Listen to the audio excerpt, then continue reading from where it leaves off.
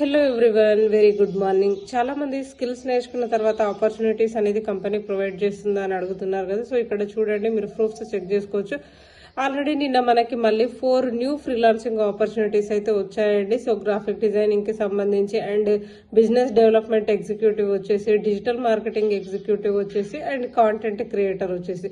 So ఇట్లా మనము skills నేర్చుకున్న తర్వాత కంపెనీలోనే ఫ్రీలాన్సింగ్ ఆపర్చునిటీస్ కి వర్క్ చేసుకుంటూ, కంపెనీలోనే క్లయింట్స్ కి వర్క్ చేసుకుంటూ, జాబ్ ఆపర్చునిటీస్ కి వర్క్ చేసుకుంటూ సో మనం ఎర్నింగ్స్ అనేది చేసుకోవచ్చు.